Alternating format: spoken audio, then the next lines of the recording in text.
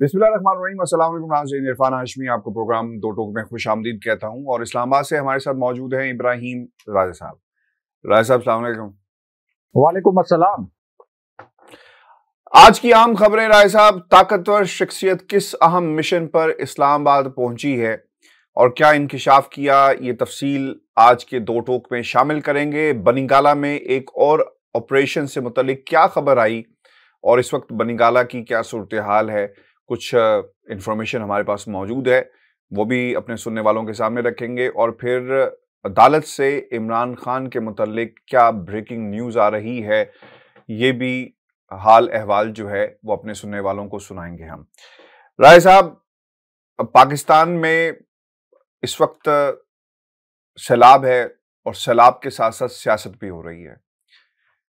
खान साहब के ऊपर इल्जाम ये लगाया जा रहा है कि लोग इस वक्त मुश्किलात में हैं, लेकिन इमरान खान अपने जलसे कर रहे हैं, सियासत कर रहे हैं। बिलावल ने ये कहा कि आप जलसा खेलें, हम लोगों को संभालते हैं।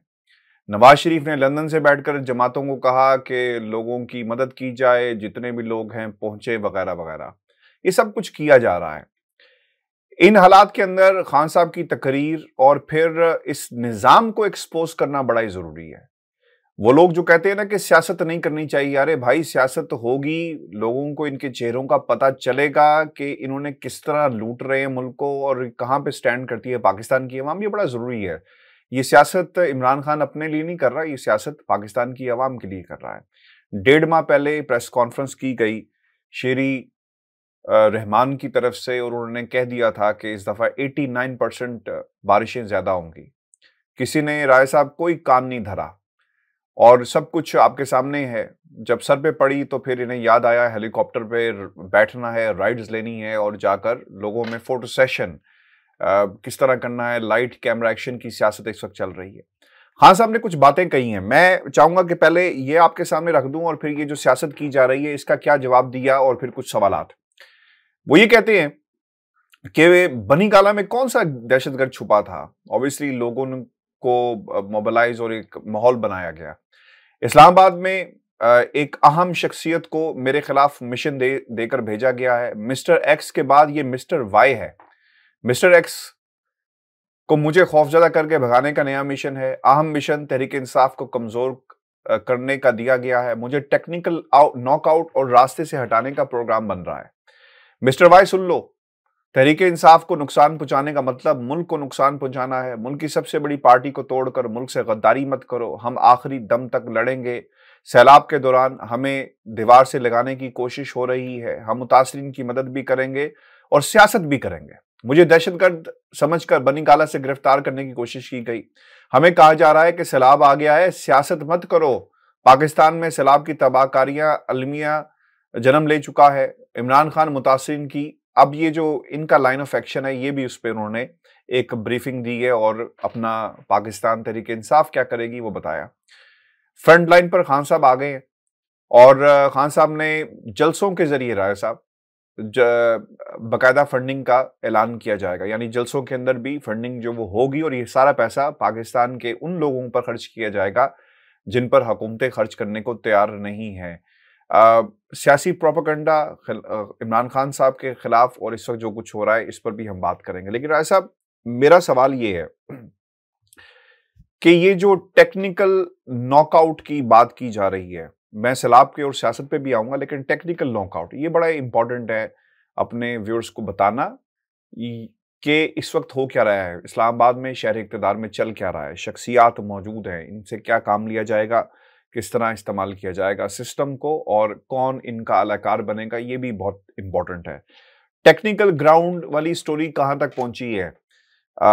मेरी इतलात के मुताबिक ममनुआ फंडिंग केस में इतना दम खम नहीं था जो आपने 6 ममालिक को अब आप खत लिख रहे हैं, जब आपके अपने फैसला सुना दिया और लोगों की आइडेंटिफिकेशन के बारे में तफसीलात इकट्ठी की जा रही हैं। बरतानिया की चैरिटी कमीशन को भी एक खत लिखा गया है और कहा गया है कि जनाब हम बरतानवी शहरी हैं और लॉ ऑफ द लैंड के मुताबिक इंक्वायरी की जाए। फाइनेंशियल टाइम्स की स्टोरी।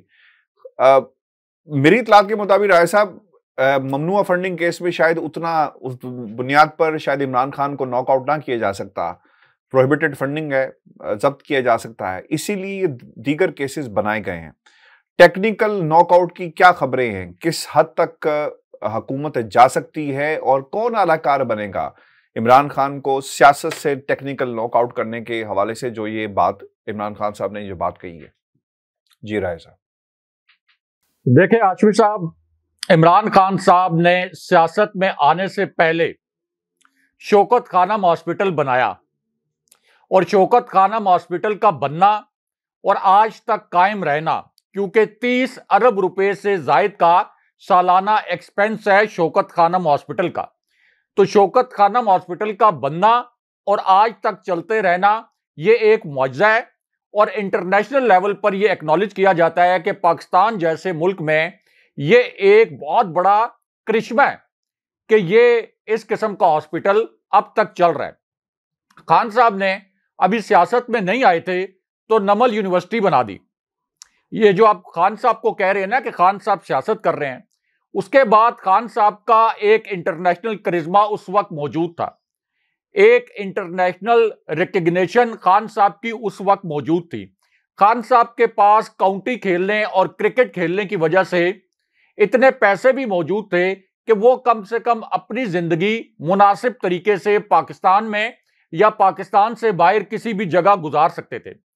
अब हाशमी साहब, जो 26 साल की इमरान खान साहब ने स्ट्रगल की, जो सियासत का 26 साल का खान साहब का स्ट्रगल का पीरियड है, इसके अंदर खान साहब के असासों में कोई इजाफा नहीं हुआ।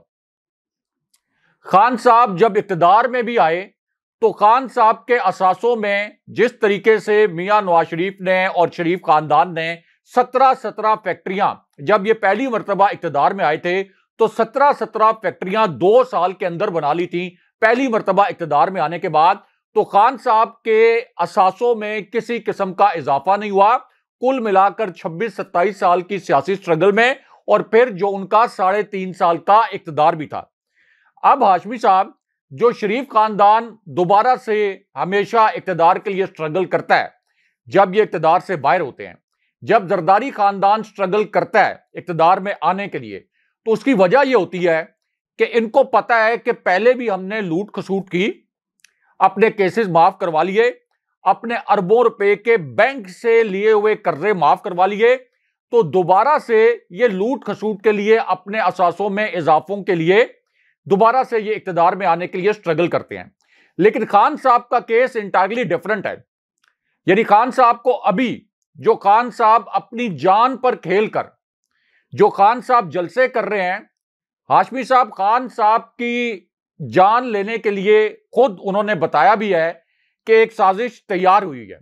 आप देख लें कि इंसदाद दहशतगर्दी की अदालत में जब खान साहब पेश हुए तो खान साहब की गाड़ी को जुडिशल कॉम्प्लेक्स के अहाते में नहीं जाने दिया गया।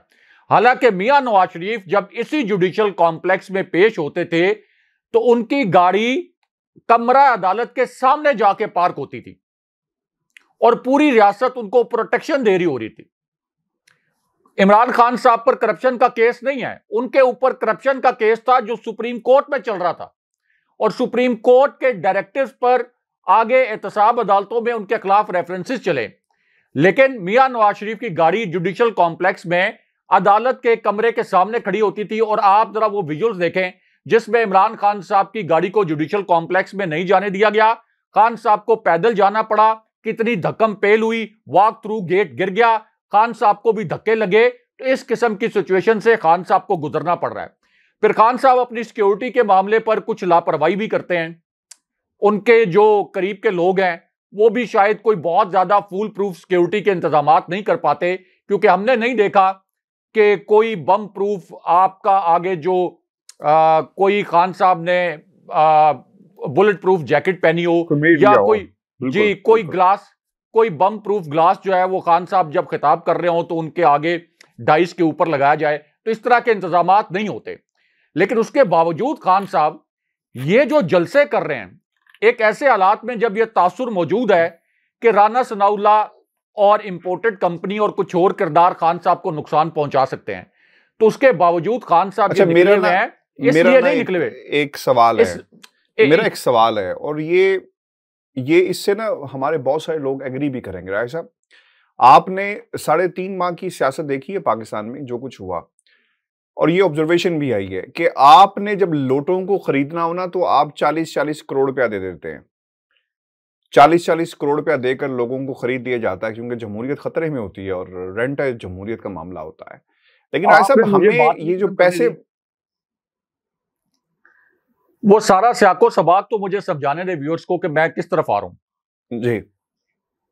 तो खान साहब इस वक्त जो जलसे कर रहे हैं, जो लोग कह रहे हैं कि सियासत कर रहे हैं, वो सियासत नहीं कर रहे।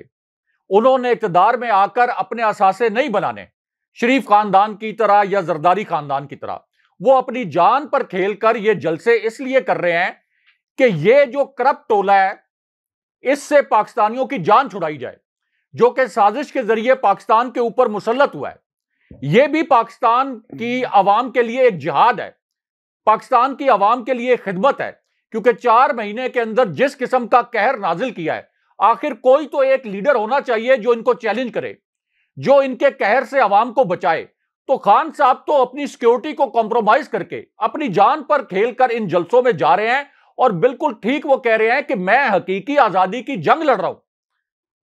तो इस पूरी सूरत हाल में जो लोग इस किस्म के नंबर इस वक्त स्कोर करने की कोशिश कर रहे हैं और जो लोग इस किस्म के इल्जामात लगा रहे हैं कि खान साहब सियासत कर रहे हैं, खान साहब को सियासत से क्या मिलेगा? खान साहब दोबारा से इक़्तिदार में आ जाएंगे। एक ऐसा शख्स जो कि इंटरनेशनल लेवल पर जिसकी एक बहुत बड़ी पहचान है, जिसके पास मुनासिब से पैसे मौजूद हैं अपनी जिंदगी गुजारने के लिए, जिसने आकर करप्शन नहीं करनी, जिसकी काबीना के ऊपर कोई करप्शन का स्कैंडल नहीं था, जिसने गरीब लोगों को रिलीफ दिया हुआ था, जिसके मुतल्लिक खान साहब ने अब खुद बताया कि आईएमएफ के हेड से, आईएमएफ की जो हेड हैं उनसे बात करके खान साहब ने आईएमएफ की डील को दोबारा से जो भी शराइत थी उनमें नरमी करवाई और जो महंगाई का बम इस वक्त इस हुकूमत ने गिराया, खान साहब ने अपनी हुकूमत में वो महंगाई का बम अवाम पर नहीं गिरने दिया। तो इस वजह से खान साहब ये जलसे कर रहे हैं। दूसरा, जो फंड रेजिंग की बात हुई, हाशमी साहब, ये जो प्राइम मिनिस्टर का एक फंड कायम हुआ है, इससे पहले आपको पता है कि कर्ज उतारो मुल्क संवारो एक स्कीम शुरू की गई थी शरीफ खानदान के दौर में, जब पाकिस्तान ने एटमी धमाके किए थे। तो कहां गई वो रकम जो कि उस अकाउंट में जमा हुई थी? और शहबाज शरीफ की 15 अरब रुपए की मनी लॉन्ड्रिंग, मियां नवाज शरीफ के शाही मालात, आसिफ अली जरदारी की 8 अरब रुपए की जाली ट्रांजैक्शन, आसिफ अली जरदारी का न्यूयॉर्क का फ्लैट का केस, तो क्या लोग इनके ऊपर कोई एतमाद करेंगे?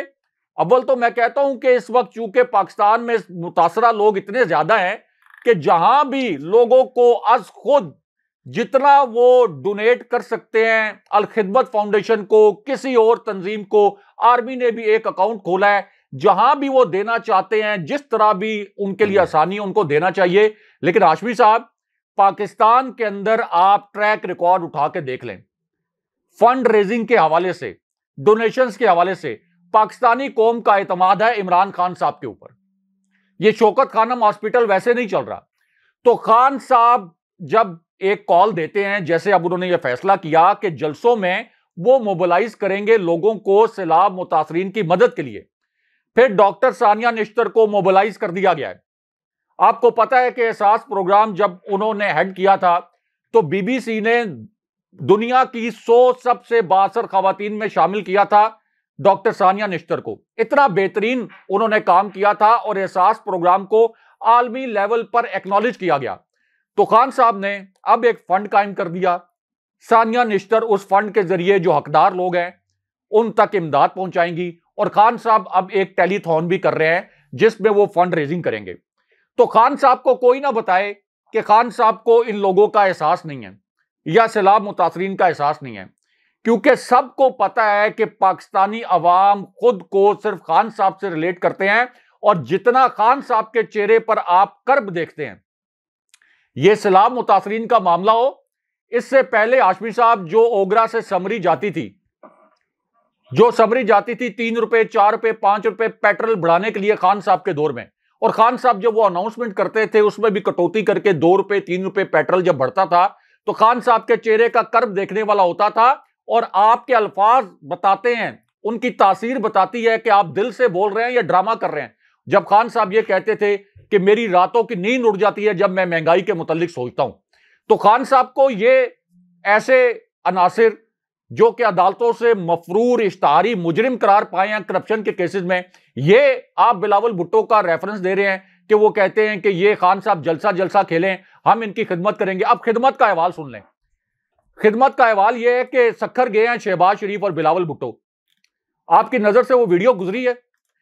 जब ये वहां सखर गए हैं, पहले तो उन्होंने मुतासरीन को हटा दिया, कुछ मखसूस लोगों को वहां पे इन्होंने रखा ताकि कोई एहतजाज ना करे। लेकिन वो जो मुतासरीन वहां पर रखे गए, इतनी वहां पे एजेंसीज मौजूद थी, वो भी बेचारे जिनके बच्चे सैलाब में डूब के मर गए, जिनके घर तबाह हो गए, उन्होंने एहतजाज करना शुरू कर दिया कि आपके अपने तो इतने बड़े बड़े मालात हैं, इतने बड़े बड़े बिलावल हाउस बनाए हुए हैं, पीपल्स पार्टी की क्यादत की फसलें जमीनें बचाने के लिए जो पानी का रुख है वो आम लोगों की जो बस्तियां हैं, आम लोगों की जो आबादियां उस तरफ मोड़ दिया गया ताकि वहां पे सैलाब आ जाए और पीपल्स पार्टी की क्यादत की जो जमीनें हैं वो बच जाए। तो वहां पर शहबाज शरीफ और बिलावल भुट्टो के खिलाफ मुतासरीन ने एहतजाज किया। आप अंदाजा कर लें कि किस किस्म की अंधेर नगरी है कि उन गरीबों पर मुकदमात दर्ज कर लिए हाशमी साहब, उन गरीबों पर मुकदमा दर्ज कर लिए। वो बेचारे, उनके बच्चे मर गए। गरीब होना जुर्म है साहब पाकिस्तान में ठीक कह रहे हैं आप, इसलिए गरीब होना जुर्म है। और इसके साथ साथ हाशमी साहब, अब जो एक लीडर आया है जो कि इस किस्म के अनासिर से जान छुड़ाने के लिए पाकिस्तानियों की, यानी उसको क्या पड़ी है, उसने क्या लेना है इख्तिदार में आके। आप जरा ये हमारे पाकिस्तानियों को सोचना चाहिए कि इमरान खान साहब दोबारा से इख्तिदार में आ जाएंगे। आजमा लिया ना आपने 26 साल खान साहब को। खान साहब के असासों में कोई अगर ग्रोथ हुई होती, जिस तरह इनके 70-80 गुना और 700 गुना तक इजाफे भी हुए हैं इनके असासों में, तो ये खान साहब पर करप्शन के केसेस अभी तक बना चुके होते। तो खान साहब ने दोबारा से इख्तिदार में आके क्या करना है? खान साहब का मकसद सिर्फ ये है कि ये पाकिस्तान की आने वाली नस्लों को गुलाम इब्ने गुलाम बनने से बचाया जाए। वरना जिन हालात में मैंने, आपने, हमारे बाप दादा ने, हमारी पिछली नस्लों ने जिन हालात में जिंदगी गुजारी है, हाशमी साहब, हमारी अगली नस्लें भी इससे बदतर हालात में जिंदगी गुजारेंगी। जुनैद सफदर, आसफा भुट्टो, ये दोबारा से तैयार हो जाएंगे हमारे ऊपर मुसल्लत होने के लिए और हमारे बच्चे हमेशा के गुलाम रहेंगे। तो खान साहब पाकिस्तान में हमारी नस्लों का मुस्तकबिल बचाने के लिए ये जो कह रहे हैं ना कि जलसे कर रहे हैं, ये हमारी नस्लों का मुस्तकबिल बचाने के लिए खान साहब कर रहे हैं। वरना कौन अपनी जान को दांव पर लगाता है हाशमी साहब?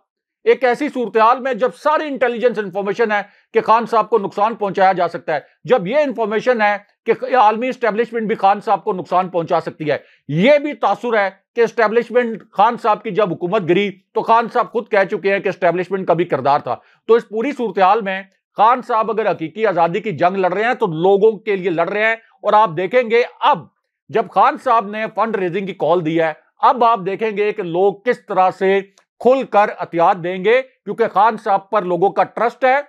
लोगों को पता है कि ये जो पैसे लग रहे हैं ये ठीक जगह पर लगेंगे। और इसी तरह अल खिदमत फाउंडेशन ने भी जबरदस्त काम किया है। जो भी तंजीमें जहां भी अच्छा काम कर रही हैं, जहां भी आप अप्रोच कर सकते हैं वहां पे आप डोनेट करें। लेकिन ये जो शरीफ खानदान है, जरदारी खानदान, इनके ऊपर पाकिस्तानी कौम ट्रस्ट करने के लिए तैयार नहीं।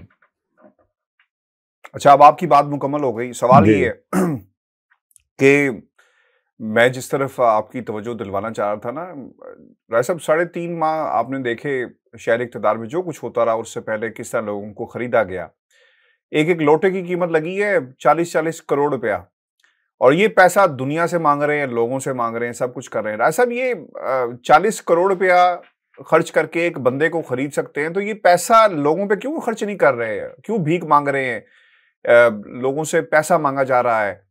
मुझे तो ऐसा लगता है कि इन्होंने शुक्र अदा किया हुआ कि कोई आफत आई है। ये जो लोग हमारे सियासतदान हैं, जिसको पॉलिटिकली इस्तेमाल किया जा सके, और वो कर रहे हैं। वो कह रहे हैं कि आप जल्द से खेलें, हम लोगों की खिदमत करेंगे। इनको मालूम था कि 1.5 माह पहले जो प्रेस कॉन्फ्रेंस इनके वुज़रा ने की माहौलियात के ऊपर कि बारिशें ज़्यादा होंगी, नेशनल डिजास्टर मैनेजमेंट, सब कुछ हो सकता था।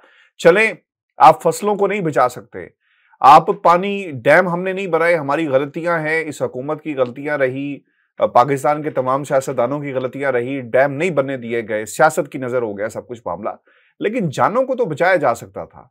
अब ये जो फिगर्स आ रही हैं, ये हैरानकुन फिगर्स हैं राय साहब। 30 करोड़ से जायद 3 करोड़ 30 लाख से जायद अफराद जो हैं वो चारों सूबों में मुतासिर हुए हैं। 2000 से जायद अफराद इस वक्त जाम बहक हो चुके हैं, सैकड़ों लापता हैं, हजारों जख्मी हैं, 10 लाख से जायद मवेशी पानी की नजर हो गए, लाखों एकड़ खड़ी फसलें तबाह हो गई, दर्जनों पर सैलाबी रेले में बह गए, सैकड़ों किलोमीटर सड़कें सब कुछ हो गया। लेकिन मेरा जो कंसर्न है ना इसमें सबसे ज्यादा कि ये जो कीमती जानों का ज़िया हुआ, जो लोग जाँ बहक हुए, 2000 का फिगर है। 2000 का मतलब ये हुआ कितने खानदान होंगे जिनके सरबराह जो है इसमें पानी में बह गए। इसको रोका जा सकता था। फसलों को आप नहीं बचा सकते थे, सड़कों को नहीं बचा सकते थे, मवेशियों को नहीं बचा सकते थे, लेकिन आपकी हिकमत अमली बेहतर होती। वो जो आपने 40-40, 50-50 करोड़ रुपया लगाकर लोटे खरीदे थे, काश ये लोगों पर पैसा खर्च किया जाता। आपने शायद वो विजुअल्स देखे होंगे, खुर्शीद शाह के बेटे को लोगों ने रोक लिया और फिर जाने नहीं दिया, और अपनी मर्जी के, यानी ये भी लाइट कैमरा एक्शन वाली एक फोटो सेशन जो है वो चल रहा है। तो ऐसा भी काम हो सकता था जो इन्होंने नहीं किया। हाशमी साहब, एक मोहतात अंदाजा ये है कि हर 8 में से एक पाकिस्तानी को खुले आसमान के नीचे सोना पड़ा है। हर 8 में से एक पाकिस्तानी को। इससे आप अंदाजा लगा लें कि ये कितने बड़े पैमाने पर तबाही हुई है। और हाशमी साहब, ये आखिरी 3 दिनों में इनको याद आ गया। यहां पे ये बात करते हैं सियासत की, और दूसरी जानिब खान साहब का जो घर है बनी गाला, ये कहते हैं कि इस वक्त सियासत ना करें, इस वक्त सैलाब मुतासरीन पर फोकस रखें। और खान साहब के बनी गाला घर के ऊपर छापा मारने के लिए पुलिस ने इजाजत तलब की है कि हमने वहां से लैंडलाइन का कोई रिकॉर्ड हासिल करना है, तो इसलिए हमने बनी गाला में जाके सर्च ऑपरेशन करना है। ये इनकी हालत है कि पूरा पाकिस्तान इस वक्त तबाही से दो चार है, और ये कोशिश कर रहे हैं कि शहबाज गिल का मोबाइल फोन, या जिस लैंडलाइन से शहबाज गिल ने वो बीपर दिया था, हम उस बीपर की बुनियाद पर इमरान खान साहब को इंतकामी कार्रवाई का निशाना बनाएं। ये किस मुंह से बात करते हैं कि खान साहब सियासत कर रहे हैं और हम सियासत नहीं कर रहे। दूसरा हाशमी साहब, ये जो आपने फिगर पढ़ा कि ये जो हमारा जानी नुकसान हुआ लोगों का, ये भी जानी नुकसान इस वजह से हुआ कि खान साहब को तो 3.5 साल मिले। खान साहब ने 3.5 साल के मुतालिक डैम्स बनाने के हवाले से जो उनकी हुकूमत की परफॉर्मेंस थी वो इसी जलसे में बताई भी। और फिर आपको पता है कि नौशहरा के अराउंड जो एक प्रोटेक्शन वॉल का जिक्र किया जा रहा है, जो परवेज खटक के दौर में बनी थी, उसकी वजह से भी वहां तबाही उस पैमाने पर नहीं हुई जिस बड़े पैमाने पर तबाही का खदशा था। तो केपी की हुकूमत ने एक सुनामी प्रोजेक्ट भी शुरू किया था, बिलियन ट्री सुनामी प्रोजेक्ट। उसकी वजह से भी अगर वो प्रोजेक्ट ना होता तो जितने बड़े पैमाने पर तबाही होती, तबाही तो बहुत बड़े पैमाने पर हुई है, लेकिन इसका वॉल्यूम और ज्यादा एक्सपेंड हो जाता, ये और बड़े पैमाने पर तबाही होती। लेकिन हाशमी साहब, ये जो उससे पीछे 30 साल हुक्मरान रहे, जरदारी खानदान और शरीफ खानदान, इन्होंने क्या किया? सैलाब की सूरत हाल तो 90 की दिहाई में भी बनती थी, उन्होंने तो उस वक्त कुछ नहीं किया। फिर खान साहब जिन हलकों की जानिब इशारा कर रहे हैं, जो खान साहब कह रहे हैं, जो आपने अल्फाज बोले कि खान साहब कहते हैं कि मिस्टर वाई इस्लामाबाद आ गए हैं और उनका मिशन ये है कि तहरीक इंसाफ को नुकसान पहुंचाया जाए, या इमरान खान साहब की ये जो हकीकी आज़ादी की जंग है इसको रोका जाए। तो हाशमी साहब, इस पूरी सूरत हाल में, जैसे ये सैलाब की एक सूरत हाल बनी है, या कोई भी ऐसी सूरत हाल जहां पूरी कौम को जेल इन करने की जरूरत हो, तो किस किस्म का लीडर ऐसा हो सकता है जो पूरी कौम को इकट्ठा करे? एक ऐसा लीडर जिसकी वफाक और फिर वफाक की तमाम इकाइयों के अंदर पॉपुलैरिटी हो, जिसकी प्रेजेंस हो, जिसकी तमाम सूबों की जो असेंबलियां हैं वहां पर स्ट्रांग प्रेजेंस हो। एक वो लीडर हो सकता है कि जो पूरे पाकिस्तान को, पूरी रियासत को, पूरी कौम को इकट्ठा करे, क्योंकि जो आजमाइश के लम्हात होते हैं इसमें कौम को इकट्ठा होना बड़ा जरूरी होता है। आप देखते हैं, अगर इमरान खान साहब की इस वक्त हुकूमत होती तो आपने कोविड के ऊपर फिर कौम का रिस्पॉन्स देख लिया था। उससे पहले भी खान साहब के दौर में जो भी चैलेंजेस आए उसमें आपने कौम का रिस्पॉन्स देख लिया। तो अब आप देख लें कि पंजाब में, केपी में, आज़ाद कश्मीर में, गिलगित बल्तिस्तान में, यहां पे खान साहब की हुकूमतें हैं। वफाक में 3 नशिस्तें, उसके अलावा कौमी असम्बली में सबसे ज्यादा नशिस्तें खान साहब के पास और कराची के शहरी इलाकों का मैंडेट भी खान साहब के पास। तो इस पूरी सूरत हाल में कौन सा लीडर है जो पूरे मुल्क को इकट्ठा कर सकता है? रियासती इदारों को भी तो ऐसा ही लीडर सूट करना चाहिए ना, जो खान साहब मिस्टर वाई की बात कर रहे हैं। खान साहब ठीक कहते हैं कि तहरीक इंसाफ को नुकसान पहुंचाना, और तहरीक इंसाफ की जगह कोई भी पार्टी होती जो कि इस तरह पाकिस्तान की तमाम इकाइयों में इतनी मकबूल होती, तो उस जमात को नुकसान पहुंचाना पाकिस्तान को नुकसान पहुंचाने का मुतरादिफ है।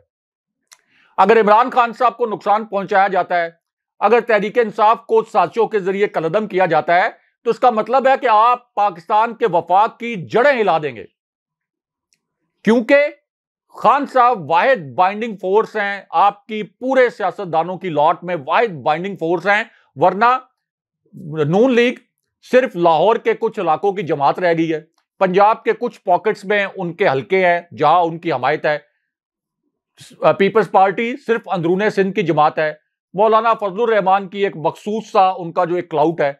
उसके अलावा कौन सा ऐसा लीडर है जो आपको कौमी सतह का लीडर नजर आता है? तो ये पॉइंट खान साहब उस वक्त समझाना चाह रहे थे। और खान साहब बार बार ये भी कहते हैं कि मैं अपने इदारों से लड़ना नहीं चाहता, मैं अपने इदारों को मजबूत देखना चाहता हूं, अपने इदारों में तकसीम नहीं चाहता। तो इसलिए अब रियासती कुव्वतों को यह देखना चाहिए कि पाकिस्तान को आगे बढ़ाने के लिए, इस कौम को यकजा करने के लिए और इस किस्म की आजमाइशों से निमटने के लिए कौन सा ऐसा लीडर है जिसके अंदर यह कैपेसिटी है कि वो इन तमाम चैलेंजेस से निमट सके और कौम को साथ लेके चल सके। राय साहब, ये खान साहब के खिलाफ तौहीन अदालत केस की समाअत पहले 3 रुकनी बेंच था, अब लार्जर बेंच तश्कील दे दिया गया है 5 रुकनी। और इसकी बुनियादी वजह chief justice Islamabad high court Athar Minallah साहब थे जो आए, और उसके बाद उनकी सरबराही में अब इसकी जो हेयरिंग होगी, जिसमें जस्टिस मोहसिन अख्तर क्यानी साहब मौजूद हैं, जस्टिस मियां गुलजार हसन औरंगजेब हैं, जस्टिस बाबर सत्तार हैं और जस्टिस तारिक महमूद जहांगीरी जो हैं वो भी इस बेंच का हिस्सा होंगे। शो कॉज नोटिस ऑलरेडी जारी कर दिया गया है और अब इसके ऊपर बाकायदा समाअत होगी। अब सबसे जो इंटरेस्टिंग बात है इस बेंच के हवाले से, जब भी इसकी समाअत होती है, आपको क्या लगता है? क्योंकि एक मॉरल ग्राउंड होती है जिसके ऊपर बारहा हम बात भी कर चुके हैं कि आपने एक तौहीन अदालत की केस की समाअत का आगाज कर दिया, चीफ जस्टिस उसको लीड कर रहे हैं, 5 रुकनी बेंच है, लेकिन इससे पहले जो तौहीन अदालत की केसेस की जो समाअत और पेंडिंग है उनका क्या बनेगा? मॉरल ग्राउंड्स क्या होंगी राय साहब? एक नंबर 1। नंबर 2, ये भी बात बड़ी इंपॉर्टेंट है कि इसी अदालत के अंदर नवाज शरीफ और शहबाज के खिलाफ तौहीन अदालत की दरख्वास्त भी समाअत के लिए मुकर्रर की गई है। अब मौक़िफ़ ये इख्तियार किया गया है, सैयद ज़फ़र अली शाह जो पटिशनर इस्लामाबाद हाई कोर्ट, उन्होंने दरख्वास्त जमा करवाई और वो ये कहते हैं कि नवाज शरीफ बीमारी की गर्ज से लाहौर हाई कोर्ट की इजाज़त से बैरून मुल्क गए। नवाज शरीफ को बैरून मुल्क भेजने के लिए शहबाज शरीफ ने बयान हल्फी जमा करवाया। मुख्तलिफ अदालतों से इश्तिहारी हैं, शहबाज शरीफ और नवाज शरीफ के खिलाफ तौहीन अदालत की कार्रवाई का बाकायदा आगाज़ किया जाए और इस पर अहकामात जारी किए जाएँ। इतराज़ात लगाकर इसको हेयरिंग के लिए मुकर्रर तो कर दिया गया, लेकिन प्लेटफॉर्म ये नहीं है, लाहौर हाई कोर्ट जाना था, ये भी एक गलती की जा रही है। अदालतों में राय साहब केस तो चला गया, मॉरल ग्राउंड्स क्या हैं, अदालती ग्राउंड्स क्या हैं, लीगल ग्राउंड्स क्या हैं, किस तरह देख रहे हैं इस केस को? देखिए आशमी साहब, एक तो जो शो का नोटिस जारी किया गया है खान साहब को और फिर तलब भी किया गया 31 अगस्त को, ना इस शो का नोटिस का कोई जवाब बनता था, ना खान साहब को तलब करने का जवाब बनता था। क्योंकि खान साहब के अल्फाज अगर आप दोबारा से सुन लें उस तकरीर में, तो खान साहब ने कहा था कि हम एक लीगल एक्शन लेंगे, और खान साहब ने कोई ऐसे रिमार्क्स नहीं दिए जिसके मुतल्लिक ये कहा जाए कि कोई जज साहिबा की तौहीन हो गई। लेकिन मरियम नवाज के जो रिमार्क्स थे आशमी साहब, इसी इस्लामाबाद हाई कोर्ट के बिल्डिंग के बाहर खड़े होकर 2 फुट का फासला भी नहीं था, इस्लामाबाद हाई कोर्ट से निकलती हैं, इस्लामाबाद हाई कोर्ट के अंदर उनका केस चल रहा है, उनकी हैसियत एक मुजरमा की है, और एक मुजरमा की हैसियत के बावजूद, यानी अदालती फैसलों के नतीजे में हम कह रहे हैं कि उनकी हैसियत एक मुजरमा की है, और वही जो मुजरमा की हैसियत में खातून है वो इस्लामाबाद हाई कोर्ट के बाहर खड़ी होती हैं और उस जज के खिलाफ जो उनका केस सुन रहा है, जस्टिस आमिर फारूक, उनके ऊपर इल्जामात की बौछार कर देती हैं। हाशमी साहब, इस्लामाबाद हाई कोर्ट के ये जज साहिबान किधर थे उस वक्त? इस्लामाबाद हाई कोर्ट के ये जज साहिबान उस वक्त किधर थे? क्या मरियम नवाज की वो प्रेस कॉन्फ्रेंस जो कि तमाम टीवी चैनल्स पर लाइव नशर हुई, खान साहब की तकरीर पर तो पाबंदी लगा दी, सिर्फ इस बात पर कि खान साहब ने आईजी और डीआईजी और एडिशनल सेशन जज साहिबा के मुतालिक ये कहा कि हम इनके ऊपर लीगल एक्शन करेंगे, लेकिन मरियम नवाज ना तो उनकी तकरीर पर पाबंदी लगी, ना रियासती इदारों ने रिएक्ट किया, ना इस्लामाबाद हाई कोर्ट ने रिएक्ट किया, और जो जज साहब उनका केस सुन रहे थे, केस में हियरिंग के बाद आके उन्हीं जज साहब के ऊपर जो मरियम नवाज हमले करती रही, कभी कोई नोटिस नहीं लिया गया। हाशमी साहब, ये किस किस्म का आपका कानूनी निजाम है? क्या इस्लामाबाद हाई कोर्ट के चीफ जस्टिस ने या सुप्रीम कोर्ट के चीफ जस्टिस ने कभी ये सोचा है कि ये जो लोग हैं पाकिस्तान के 22 करोड़ लोग, अब ये बाशऊर हो गए हैं, ये सवाल भी उठाते हैं, इनमें सोचने समझने की सलाहियत भी आ गई है, ये 2022 है, टेक्नोलॉजी का दौर है। खान साहब ने जैसे कहा आज अपने जलसे में कि आप गूगल कर लें, तमाम हकाइक तक आपकी रसाई हो जाती है। तो क्या लोग इतने बेवकूफ हैं कि उनको यह फर्क समझ नहीं आता कि खान साहब के एक फिक्रे पर उनको तौहीन अदालत का शो कॉज नोटिस भागता हुआ पहुंच जाता है बनी गाला, और एक हफ्ते के से भी कम वक्त में खान साहब को तलब कर लिया जाता है। लेकिन मरियम नवाज के इल्जामात पर, वहीं पे खड़े हुए फिर परवेज रशीद के इल्जामात पर किसी किस्म का कोई रिएक्शन नहीं आता। तो इसकी दो वजूहात हो सकती हैं। इसकी एक वजह तो यह हो सकती है कि इस्लामाबाद हाई कोर्ट या जो हमारे सुप्रीम कोर्ट के जज साहिबान हैं, वो ये समझते हैं कि वो इंसाफ करने की सलाहियत तो रखते हैं, उनकी नीयत भी ठीक है, लेकिन सिसिलियन माफिया से टक्कर नहीं ले सकते। क्योंकि सुप्रीम कोर्ट ने कहा था ना, सिसिलियन माफिया, ये पहली मर्तबा लफ्ज कहां से आया था? ये कोई इमरान खान साहब ने तो इनको पहली मर्तबा सिसिलियन माफिया नहीं कहा था, गॉड फादर तो चीफ जस्टिस ने कहा था। तो एक तो फिर यह लगता है कि ये सिसिलियन माफिया की जो ताकत है उससे खौफजदा है कि नहीं, हम इनके खिलाफ कुछ नहीं कर सकते। दूसरा, फिर हाशमी साहब, इस तरह का तासुर उभरता है कि आपका जो कानूनी निजाम है, ऐसे लोग जो कि आपको धमकाते हैं, जो सुप्रीम कोर्ट के ऊपर हमले करते हैं, जो इस्लामाबाद हाई कोर्ट पर हमले करते हैं, जो चीफ जस्टिस अतर मिनल्ला के अपने रिमार्क्स थे राना शमीम के जाली हलफनामे के केस में कि आपने पूरी इस्लामाबाद हाई कोर्ट को डिस्क्रेडिट करने की कोशिश की है, और सबको पता है, आपने ये स्टोरी ब्रेक भी की थी लंदन से कि राना शमीम का जो हलफनामा था वो किस तरीके से उनके ऑफिस में मियां नवाज शरीफ के ऑफिस में, उनके बेटे के ऑफिस में राना शमीम और ये सब लोग इकट्ठे बैठे थे जहां वो ड्राफ्ट किया गया। तो सबको पता था वो शरीफ खानदान ने बनाया और इस्लामाबाद हाई कोर्ट के ऊपर वो हमला किया गया। लेकिन आप मुझे बताएं कि वो राना शमीम का केस किधर है? आप मुझे बताएं कि मरियम नवाज को किस अदालत ने बुलाया है? बहुत पीछे की बात छोड़ दें, आप ये बता दें कि मरियम नवाज ने चीफ जस्टिस ऑफ पाकिस्तान, उनको बेंच फिक्सर कहा। आप एक लम्हे के लिए इमेजिन करें कि अगर ये बात इमरान खान साहब कह देते या तहरीक इंसाफ का कोई लीडर कह देता, सिर्फ एक कायमा कमेटी में इलेक्शन कमीशन के कंडक्ट के मुतालिक एक बात की फवाद चौधरी ने और आजम सवाती ने, इलेक्शन कमीशन ने उनके ऊपर तौहीन अदालत लगा दी, नोटिस जारी कर दिए इलेक्शन कमीशन ने, तौहीन अदालत लग गई फवाद चौधरी पर और आजम सवाती पर। अभी खान साहब को भी इलेक्शन कमीशन ने तौहीन अदालत के केस में तलब कर रखा है कि इलेक्शन कमीशन एक ऐसी बॉडी है जो एक आईनी बॉडी है, तो इसकी तौहीन हो गई। लेकिन हाशमी साहब, चीफ जस्टिस के मुतालिक अगर खान साहब रिमार्क्स दे दें तो तौहीन, हालांकि उन्होंने नहीं दिए, लेकिन मरियम नवाज उनको बेंच फिक्सर कहें तो चीफ जस्टिस साहब खामोश, इस्लामाबाद हाई कोर्ट की जो चीफ जस्टिस है वो खामोश। तो इसका मतलब यह है कि जिस ऑर्गेनाइजेशन ने, वो जो वर्ल्ड जस्टिस प्रोजेक्ट है, जिसने 131वें नंबर पर पाकिस्तान की अदलिया को रखा, जिनको नजरसानी के लिए खत भी भेजा गया था, अगर दुनिया में 131 के बजाय 1031 मुल्क होते तो पाकिस्तान की अदलिया 1031वें नंबर पर होती। इस मामले पर पाकिस्तान की अदालतों को और अदालतों के जज साहिबान को और चीफ जस्टिस साहिबान को गौर करना चाहिए और सोचना चाहिए। बहुत शुक्रिया साहब। व्यूअर्स, आज का हमारा शो था। अपने कमेंट्स भेजिएगा, चैनल को सब्सक्राइब करना मत भूलें। इजाजत दीजिए। अल्लाह ने के बाद।